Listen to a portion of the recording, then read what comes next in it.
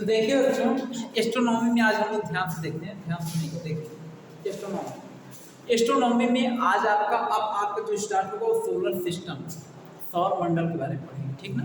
तो solar system में एक एक पॉइंट से स्टार्ट करेंगे, जीरो से चलेंगे, हाई लेवल से चलेंगे, ध्यान से एस्ट्रोनॉमी क्या होगा तुम याद सुनो। एस्ट्रोनॉमी में क्या क्या, जैसे आपको पढ़ना क्या, कौन से टॉपिक पढ़ना है, तो आज आपको पढ़ना है सौर मंडल के बारे में। किसके बारे में? सौर मंडल को इंग्लिश में क्या कहते हैं बच्चों? सोलर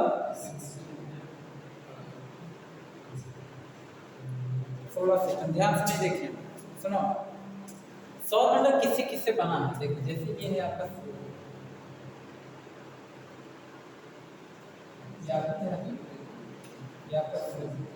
ठीक है, ध्यान सुनो। अब ये आपका सूर्य है, सूर्य के चारों तरफ 8 ग्रह चक्कर लगाते हैं। तो देखिए हम क्रमशः बनाते हैं, देखिए ये बुध, शुक्र, पृथ्वी, मंगल, बृहस्पति, शनि, अरुण, ऐसे चक्कर लगाएंगे। क्यों? देखिए सूर्य के सबसे आगे कौन रहता है? बुध। कौन रहता है? ठीक, इधर कौन रहेगा? फिर पृथ्वी, जिस पर हम लोग रहते हैं, हम लोगों का आगे दो ग्रह रहते हैं, बुध और शुक्र, पृथ्वी, फिर उसके बाद मंगल, फिर बृहस्पति, फिर पृथ्वी, मंगल, बृहस्पति, शनि, उसके बाद अरुण, फिर वरुण, ठीक है। तो बुध, शुक्र, पृथ्वी, मंगल, बृहस्पति, शनि, अरुण, वरुण, 8 ग्रह है ना जो चक्कर लगाते हैं सबका। बुध को इंग्लिश में क्या कहते हैं बच्चों? मरकरी। क्या कहते हैं? मरकरी, ठीक। शुक्र को वीनस, अर्थ को, पृथ्वी को अर्थ, मंगल को मार्स, बृहस्पति को जुपिटर, इसको सैटर्न, इसको नेपच्यून, अरुण को क्या कहते हैं? एक को नेपच्यून कहते हैं, अगले क्या कहें? अरुण, वरुण ना। तो क्या कहते हैं? मरकरी, वीनस, अर्थ, मार्स, जुपिटर, सैटर्न, एक को नेपच्यून कहते हैं ना, नेपच्यून। और अगले क्या कहेंगे? हाँ क्या? थोड़ा तेज बोलो। क्या? जुपिटर, ल्यूनस,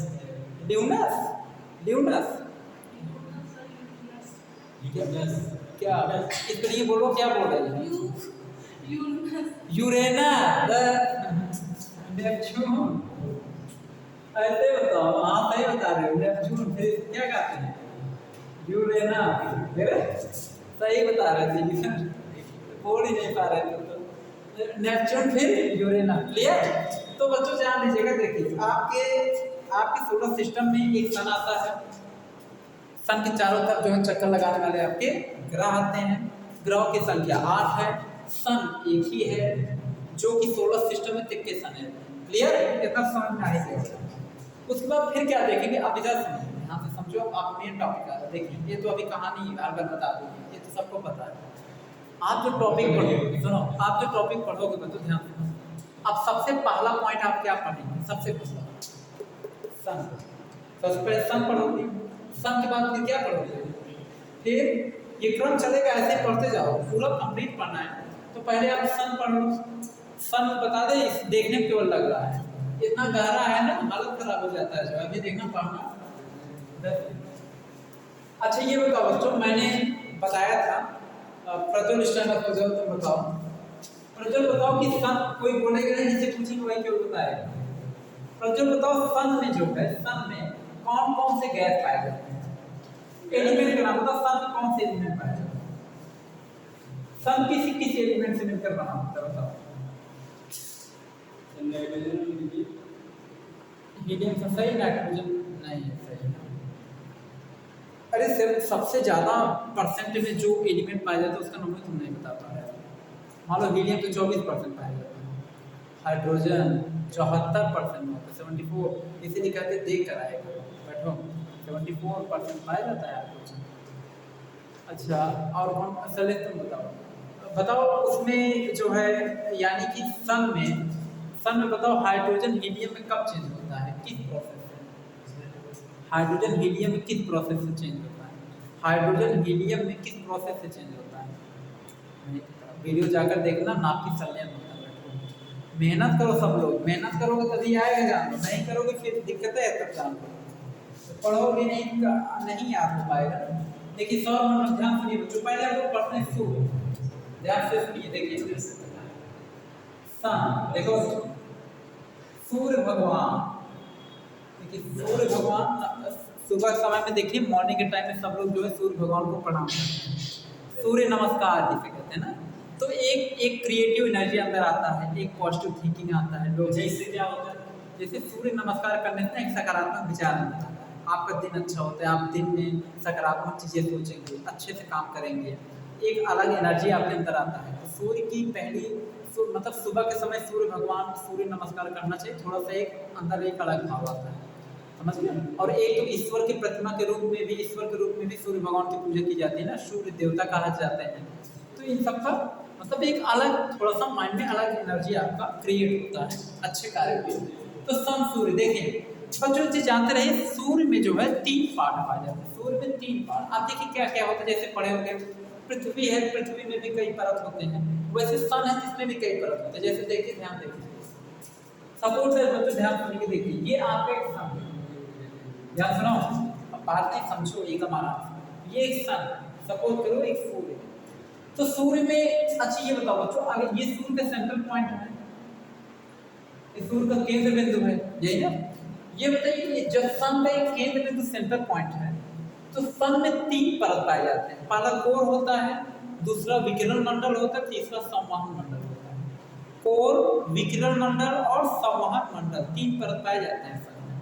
तो देखिए पहला यहाँ पे क्या होगा, कोर होगा ना, ये कोर का भाग होगा, फिर दूसरा कौन होगा, विकिरण मंडल, फिर तीसरा क्या होगा, संवहन मंडल। देखिए कोर हो गया, कोर, विकिरण मंडल और संवहन मंडल, क्लियर। कोर, विकिरण मंडल और संवहन मंडल, समझ में आ गई कि नहीं। अब देखिए क्या है, अच्छा मुझे ये बताओ, जैसे सपोज कीजिए कि एक तरबूज है, तरबूज, और आपको पता करना है कि तरबूजा जो है मीठा है कि नहीं, अच्छे से, कि पनिया ही कलर का नहीं है कि खाने के बाद। तो तरबूजे ऊपर देख के थोड़ी बताओगे कि ये मीठा है, कैसा है, पानी के जैसा नहीं है, खाने के बाद टेस्ट देगा, बाद में घर ले जाने पैसों को देगा। तो उसको क्या करते हो, तरबूजे वाले के पास जाते हो तो कहते हो कि पहले आप टेस्ट करें, टेस्ट कि तरबूजा कैसा है। तरबूजा क्या करता है पता है, तो जब तुम टेस्ट के लिए कहते ना, एक चाकू निकालेगा, चाकू निकाल कर उसको जो है तरबूजे के अंदर ऐसे घोपेगा, उसको जो है ऐसे साइड साइड से कट करके एक फाकी आपको निकाल के छोटा सा देगा ना, गुटका टाइप का निकाल के देगा, तो आप खाएंगे, अगर मीठा लगा तो आप तरबूजा खरीदेंगे, नहीं तो नहीं खरीदेंगे, यही ना। तो वैसे सेम है। अच्छा ये बताओ, तरबूजे का टेस्ट तो छोटे से टुकड़ा में पा गए ना, तो छोटे से टुकड़ा निकाला तो तरबूजे का पार्ट तो तुम उससे टेस्ट क्लियर किए। तो ये बताओ, अगर सन का टेस्ट मत क्लियर करना, मर जाओगे तुरंत उसके पास जाना पहले, सुनो। अब ये बताओ, सन का अगर हमें सन के बारे में नॉलेज लेना है, पढ़ना है कि हाँ सन में कितने कितने पार्ट हैं, कैसे क्या है, तो सन में नॉलेज लेने के लिए सन का कोई छोटा सा टुकड़ा निकाल करके नॉलेज ले सकते हैं कि नहीं। जैसे देखो तरबूज का छोटा टुकड़ा निकाले तो तरबूज कितना मीठापन हो तो क्लियर हो गया, तो पूरे तरबूज उतना मीठा होगा ना, कि ऐसा थोड़ी कि इधर मीठा उधर मीठा नहीं होगा, ऐसा था या नहीं। तो वैसे सन है, तो सन का एक छोटा सा पार्ट अगर हम निकाल लें, निकाल करके देख लें, तो उसमें तीनों पार्ट निकाल कर अध्ययन कर सकते। जरूरी है पूरे सन के पूरे इतने बड़े बड़े पार्ट को देखें, नहीं तो अध्ययन नहीं करना ना। तो देखिए, तो जो भूगोलवेत्ता थे, वो जो भूगोलवेत्ता वैज्ञानिक थे, उन्होंने क्या किया, उन्होंने देखिए सन के इतने पार्ट को ऐसे ब्रेक किया, इतने भाग, सन के इतने भाग को ऐसे ब्रेक किया, ऐसे निकाल दिया, इतने पार्ट को ऐसे निकाल करके अध्ययन किया। तो देखिए अब ये बताओ, सन के पास 3 पार्ट हैं, जैसे ये पहला पार्ट और दूसरा पार्ट, तीसरा पार्ट। तो देखो पहला दूसरा तीसरा तीनों आगे कि नहीं। अब देखिए चाहे तुम इस टाइप से अध्ययन करो, चाहे तुम ऐसे ऐसे ऐसे अध्ययन कर लो, तो इस टाइप से करोगे तब वो 3 पार्ट आ रहा है। तो देखो इसका फाकी करके एक भाग ऐसे निकाल देंगे, समझ गए। देखो यहाँ निकाल देते हैं। अब देखो ये तो छोटे आकार में दिख रहा है, अब इसको हम बड़े आकार में दिखाते हैं, ध्यान से ठीक है, बड़े आकार में। तो ये तो आपका सेंटर पॉइंट है, ठीक। तो ये पहला भाग क्या है, 4 है। दूसरा भाग क्या है,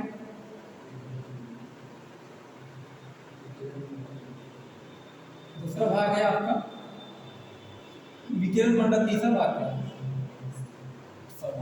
आ रहा है कि नहीं समझ में? अब क्या है देखिए, इस भाग को कहते हैं बच्चों कोर। क्या कहते हैं, इस भाग को कोर कहते हैं। पता होना चाहिए कि जो ये सम था, जो ये सम है जो मैंने बनाया है, इस सम के सेंटर का जो टेम्परेचर होता है सबसे ज्यादा होता है। पता होना चाहिए बच्चों, कोर का जो टेम्परेचर, कोर का जो तापमान है, इसका तापमान 15 मिलियन डिग्री सेल्सियस। नीचे तक दिख रहा है कि ये दिख रहा है 15 मिलियन। तो कोर का तापमान कितना है, 15 मिलियन डिग्री सेल्सियस। मिलियन का मतलब जानते हैं, लगभग 1 मिलियन में कितने लाख होते हैं पता है, 10 लाख। 1 मिलियन में कितने लाख, 10 लाख। तो 15 मिलियन में कितना होगा, 150 लाख, यही ना। 1 मिलियन में 10 लाख, 15 मिलियन, 15 गुणे 10, 150 लाख। काफी दिख रहा है, 150 लाख डिग्री सेल्सियस। सोचो इतना टेम्परेचर है, हालत खराब। इतना टेम्परेचर 150 लाख डिग्री सेल्सियस। अरे तो फिर देख रहे हो कि पूरा अर्थ को प्रकाशमान किया जाता है सूर्य, इसी के तेज में। तो कोर का इतना टेम्परेचर तापमान है। उसके बाद बच्चों हम आपको बता दें, यहाँ से कोर का जो तापमान जाना और दूर से वहां से। उसके बाद देखिए, अच्छा कोर किस अवस्था में रहता है, इसका सेंट्रल पॉइंट किस अवस्था में पता है, ये जो है प्लाज्मा अवस्था में रहता है। किस अवस्था में, ये जो है बच्चों प्लाज्मा अवस्था में रहता है। प्लाज्मा जानते हैं कि नहीं, सबको पता है। जैसे प्लाज्मा अवस्था का मतलब है थूक या सर्दी जब हो जाए तो नाक कांच के जो बाहर निकालते हैं वही सब प्लाज्मा है। कितना पानी डालोगे भागेगा नहीं, वही रुक जाता है, समझ गए। तो प्लाज्मा क्या होता है, प्लाज्मा ठोस और लिक्विड दोनों के फॉर्म में होता है। प्लाज्मा में देखोगे जैसे ब्रश और टूथब्रश जो मंजन लेते हैं 10 रुपए वाला, देखे कोलगेट वाला, उसको जब निकालते हो उसको देखो हल्का सॉलिड भी रहेगा और लिक्विड के भी फॉर्म में रहता है। जो ब्रशा करते हो 10 रुपए वाला निकाल करते हैं मंजन वाला, हाँ जो लिक्विड। तो अरे पूरा सॉलिड थोड़ी हम बात कर रहे हैं, हल्का सॉलिड लिक्विड दोनों का फॉर्म है, उसे प्लाज्मा अवस्था कहते हैं। जो सॉलिड में भी है लिक्विड में भी, दोनों का फॉर्म मिला है प्लाज्मा अवस्था, समझ गए। उसके बाद देखिए अगला मंडल कौन आता है, ये तो कोर हो गया। अगला मंडल कौन आएगा सबको पता है, ये है विकिरण मंडल।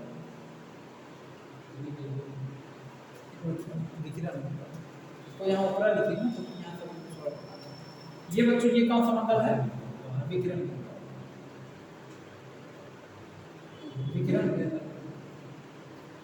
ठीक, ये कौन सा मंडल है, विकिरण मंडल। अब विकिरण मंडल में क्या करते हैं उसको देखिए।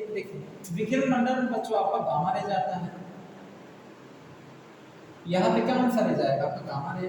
गामा रे जानते हैं कैसा होता है, विकिरण मंडल में ही गामा रे होता है। विकिरण मतलब प्रकाश वाला मंडल होता है, यहीं से प्रकाश फैलता है बच्चों सब। तो विकिरण मंडल गामा रे जाता है, एक्स रे जाता है, यहीं पे आपका फोटॉन रेज होता है, फोटॉन रेज होता है। तो बच्चों बता दें, ये जो गामा रेज देखना, गामा किरण, जो देख रहे हैं बच्चों गामा किरण बड़ा खतरनाक किरण होता है गामा रेज। बता दें जैसे हमारा अर्थ है, अर्थ के ऊपर तो मान लीजिए ओजोन परत है, गामा रेज आया, गामा रेज आने के बाद अर्थ के ओजोन परत पे पड़ने के बाद क्षण करके जो हमारे लिए लाभदायक किरणें होती हैं वही नीचे आ पाती है, जो हम सहन कर पाते हैं। और अगर ओजोन परत वही हट जाए ना, या ओजोन परत में भयंकर छेद हो जाए ना, बता दे ये जो किरण इससे निकलता है ना, उसमें गामा रेज एक्स रेज होता है। एक्स रेज तो मान लो कुछ नॉर्मल है, गामा रेज जितना भयानक है ना, ये जिसके शरीर पे पड़ गया शरीर ये छेद देगा शरीर, ये सोच लो गामा रेज पड़ा शरीर ये छेद देगा, कहानी ये करता, समझ गए। इसीलिए लोग कहते हैं ना कैंसर हो जाएगा, कैंसर अगर डायरेक्ट पड़ गया रेज ओजोन परत से, अगर ओजोन परत में छिद्र ज्यादा हो गया या ओजोन परत हट गया और सूर्य का प्रकाश डायरेक्ट आ गया, डायरेक्ट आएगा तो मानो हम ही लोगों को पड़ेगा, और पड़ेगा तो भाई साहब ना कैंसर हो जाए। अच्छा उससे बच कौन सकते हैं पता है, बच कौन सकता है, एक चीज जानते हैं, देखिए उससे उससे जो है जो इंग्लैंड उंग्लैंड वाले ना बिल्कुल नहीं बचेंगे। जितने एकदम गोर टाइप के इंसान है ना, जितने जो बहुत गोर है, जिनका चमड़ा मोटा नहीं, स्किन मोटा नहीं है, वो नहीं बचेंगे। वो अमेरिका, इंग्लैंड, ये सब तो तुरंत कैंसर होगा, बहुत समय तक नहीं रह पाएंगे। मतलब इन लोगों को बहुत जल्दी कैंसर होगा, बहुत तगड़ा मरेंगे लोग अगर डाइट पे पड़ गए। अच्छा, हम लोगों को क्या देखे, जो बहुत ज़्यादा गोर होते हैं ना, उनमें मेलानिन की मात्रा बहुत कम पाया जाता है। मैंने बायोलॉजी में बताया भी है, बहुत गोर व्यक्ति मेलानिन की मात्रा बहुत कम। तो जिनमें मेलानिन की मात्रा कम होता है ना, उनमें कैंसर होने की संभावना बहुत ज़्यादा होती है। अब जैसे अब हम लोग हैं, जो काले लोग होते हैं, थोड़ा सांवले लोग होते हैं ना, उनमें मेलानिन की मात्रा ज़्यादा पाया जाता है। अरे वो लोग जो है पूरा एकदम भाई वही करते हैं, पूरे एकदम काले काले।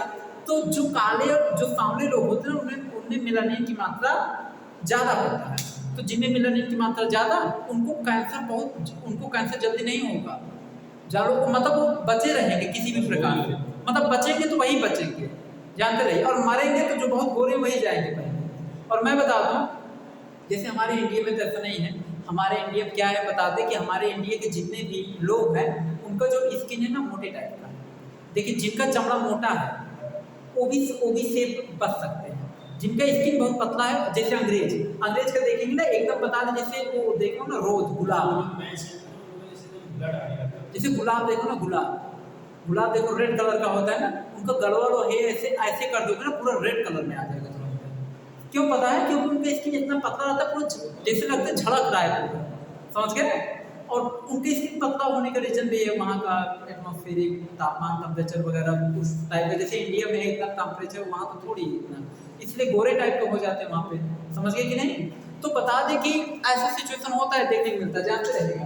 अब देखिए विकिरण मंडल, गामा रे, फोटॉन रे, ये सब देख लिए।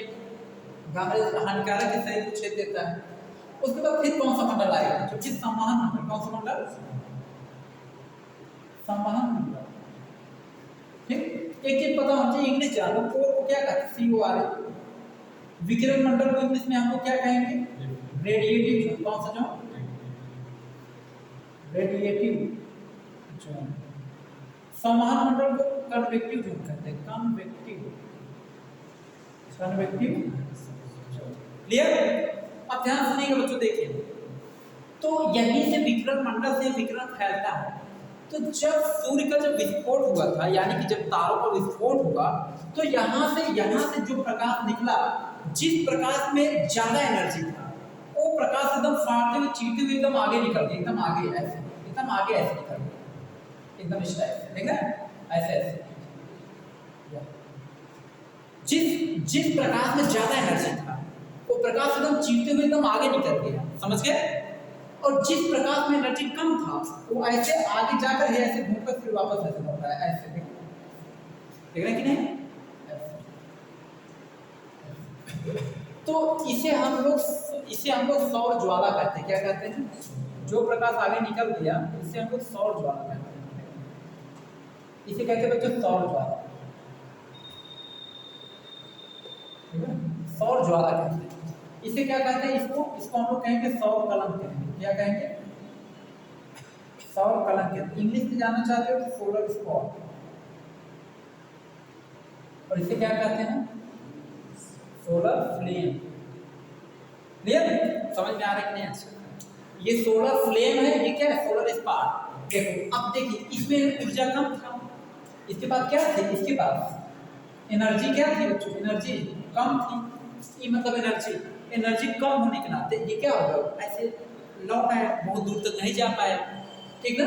इसे सौर कलंक कहती है। जिसके पास ऊर्जा ज्यादा था, उठा करके एकदम आगे निकल गया, चीरते हुए एकदम, तो उसे क्या कहें? सौर फ्लेम कहती है। सोलर यानी सौर ज्वाला, सौर फ्लेम कहती है। तो इसमें कितना टेम्परेचर इसका कितना था, जो आगे चला गया, जो पीछे रह गया? ध्यान सुनिए, देखिए। तो बच्चों हम आपको बता दें, जो आगे चला गया, आगे जाने वाले था, आगे जैसे ये तो लौट के चला है, इसका जो टेम्परेचर था, तापमान, इसका जो ताप है बच्चों, वो था 1500 डिग्री सेल्सियस। कितना? 1500 डिग्री सेल्सियस। और इसका जो टेम्परेचर था बच्चों, इसका टेम्परेचर, इसका ताप जो था 6000 डिग्री सेल्सियस था। 6000, मतलब इससे कंपेरिजन नहीं कर सकते, इसका बहुत ज़्यादा है। 6000 उसका था, इसका कितना था? 1500 डिग्री सेल्सियस, समझ गए। अब बता दें इसका एनर्जी ज़्यादा था, इसका एनर्जी बहुत हाई था, ये मतलब ऊर्जा, इसमें ऊर्जा बहुत ज़्यादा था, निकल गया, इसमें ऊर्जा कम था, वापस लौट आया। समझ में आ रहा है कि नहीं क्लियर?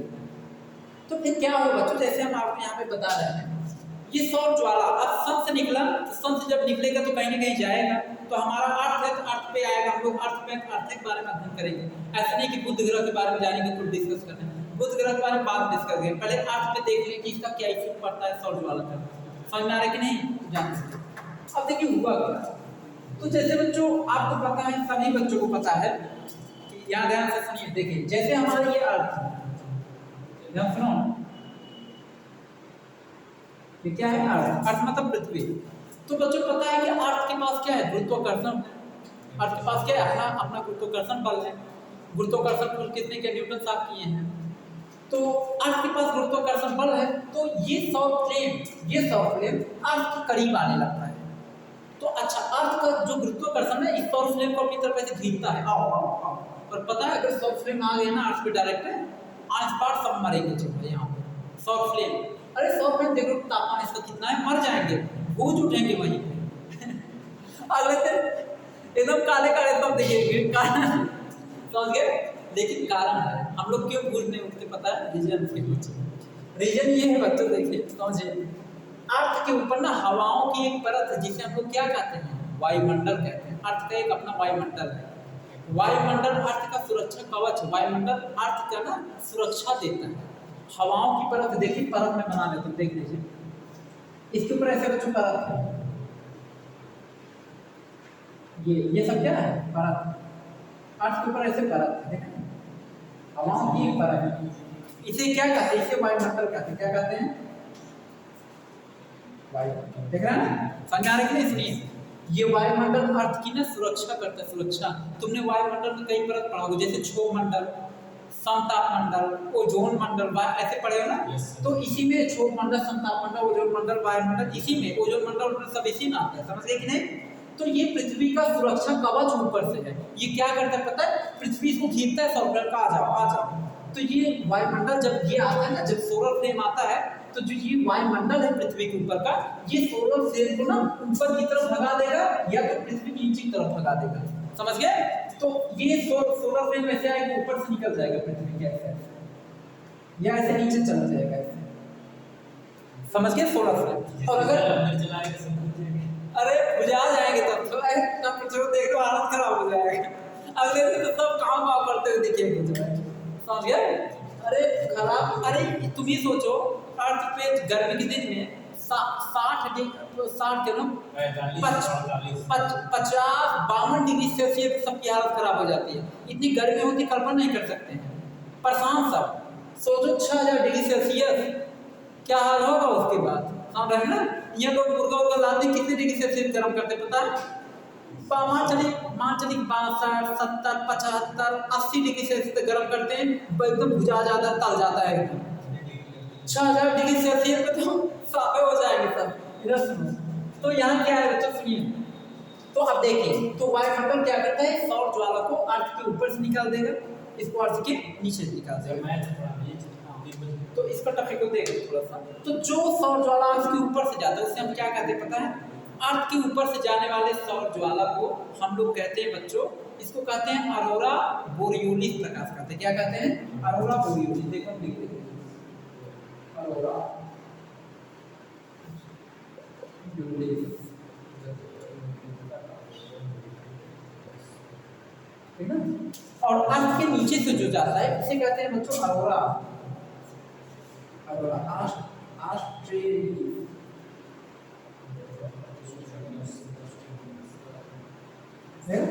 अरोरा ऑस्ट्रेलिस प्रकाश नीचे वाले कहते हैं, ऊपर वाले क्या कहते हैं? अरोरा बोरियोलिस प्रकाश। क्लियर? और बच्चों एक चीज जानते रहिएगा, देखें अरोरा बोरियोलिस प्रकाश, अरोरा ऑस्ट्रेलिस प्रकाश नीचे वाले कहते हैं।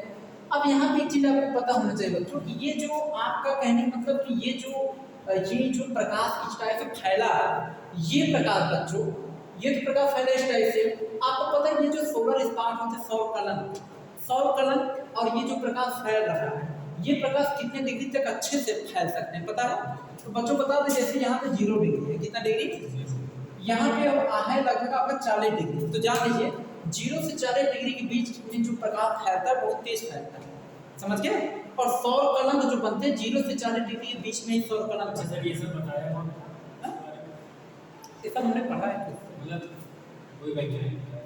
तो जैसे ये सब जो है एक साइंटिस्ट को नहीं बताया, कई साइंटिस्टों का योगदान, इसलिए किसी साइंटिस्ट का खास नाम नहीं लिया जाता है, जानते रहिएगा। हालांकि रैंक कोई खास हम बताएंगे आपको, चिंता मत कीजिए। तो ये समझ में आ रहा है कि नहीं? एकदम अच्छे टॉपिक, ये क्लियर हो रहा है आपका? तो ये पूरा टॉपिक था। अभी इसके बारे में अभी आपको अभी नॉलेज दिया जाएगा। तो आज समय भी कम है, तो इसके आगे का वीडियो बच्चों हम आपको नेक्स्ट डे प्रोवाइड कराते हैं। तो आज के लिए इतना ही।